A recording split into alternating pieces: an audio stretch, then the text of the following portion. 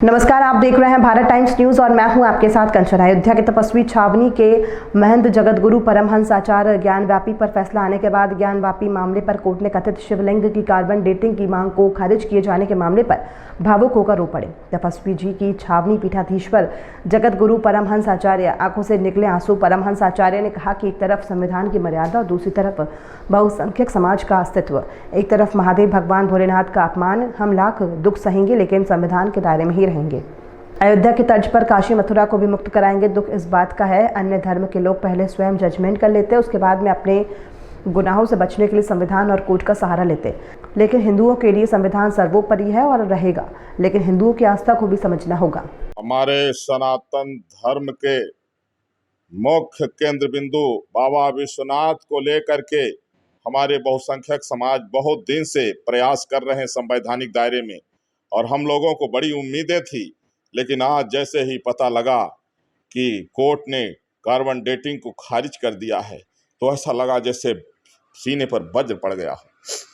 और मैं बहुत दुखी हूँ और आशा करता हूँ कि हम लोगों को न्याय मिलेगा। हम बहुसंख्यक समाज हमेशा संविधान को सर्वोपरि मानते रहे हैं, जबकि अन्य समाज पहले अपना जजमेंट कर लेता है खुद, बाद में अपने गुनाहों की रक्षा के लिए कोर्ट और संविधान का शरण लेता है। लेकिन हम लोग कभी भी संविधान के दायरे से बाहर नहीं गए। आज जब पता लग गया कि विश्वनाथ बाबा वहां मिल गए हैं, मिलने के बाद भी जिस तरह से आज कोर्ट ने खारिज कर दिया है, ये हम लोगों के लिए बहुत दुख हुआ है, बहुत दुख हुआ है। इसको हम लोग झेल नहीं पाएंगे। और एक तरफ संविधान की मर्यादा है, दूसरे तरफ हमारे सनातन धर्म का अस्तित्व है। देवाधिदेव महादेव भगवान शिव का अपमान देश बर्दाश्त नहीं कर सकता है।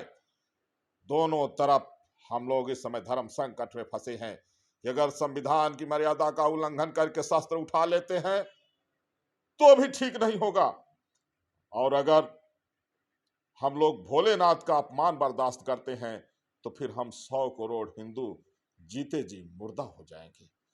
आशा करता हूं कि संविधान के दायरे में हम लोगों को न्याय मिलेगा।